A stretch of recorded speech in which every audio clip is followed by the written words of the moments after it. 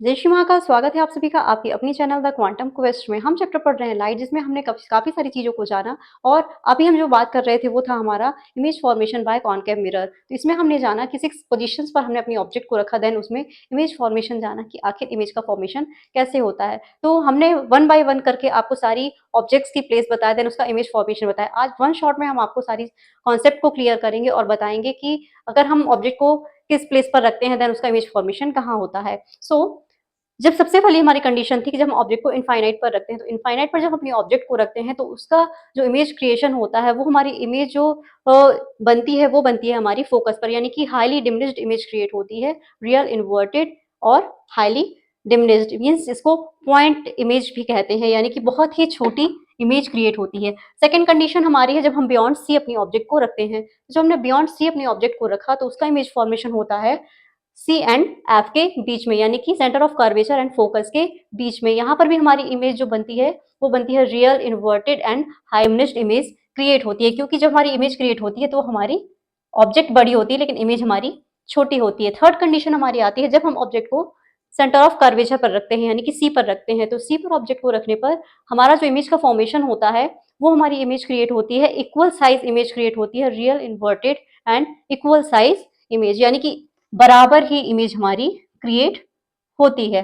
Next condition हमारी आती है जब हम ऑब्जेक्ट को सी और एफ के बीच में रखते हैं, यानी centre of curvature and focus के बीच में रखते हैं। सेंटर ऑफ कर्वेचर और फोकस के बीच में जब हम अपनी ऑब्जेक्ट को रखते हैं, तो इसका जो इमेज फॉर्मेशन होता है, वो होता है बियॉन्ड सी, यानी कि सी के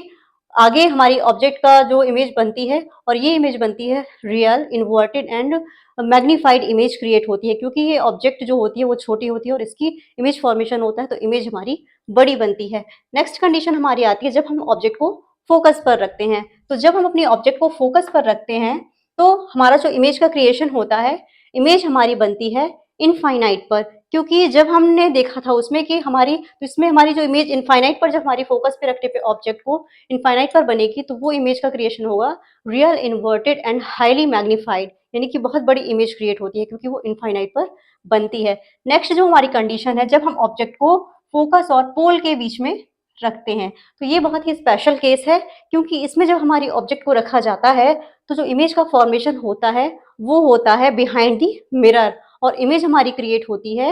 वर्चुअल वर्चुअल इमेज हमारी यहाँ पर क्रिएट होती है, जिसे हम virtual erect and magnified image कहेंगे। तो ये सबसे स्पेशल केस है जब हम ऑब्जेक्ट को फोकस एंड पोल के बीच में रखते हैं, तो इसमें हमारी बिहाइंड मिरर हमारी इमेज क्रिएट होती है, और इसमें वर्चुअल और इरेक्ट इमेज क्रिएट होती है, यानी कि वर्चुअल बनती है और सीधी इमेज बनती है, क्योंकि अभी तक जितना भी हमने कॉनकेव मिरर में देखा, उसमें ऑब्जेक्ट हमेशा रियल इन्वर्टेड बनती थी, लेकिन इस कंडीशन में हमारी ऑब्जेक्ट है जो, उसका जो इमेज फॉर्मेशन होगा, वो virtual erect and magnified image create होगी। तो ये 6 पॉइंट थे। आशा करती हूँ आपको क्लियरली समझ में आएगा। इन पॉइंट्स को बहुत अच्छे से आपको याद कर लेना है, क्योंकि एग्जाम में 100% आएंगे, और पॉइंट्स कहाँ हम ऑब्जेक्ट को रखेंगे, देन इसका इमेज फॉर्मेशन कहाँ होगा। तो कल फिर मिलेंगे किसी नए टॉपिक के साथ, तब तक के लिए नमस्कार।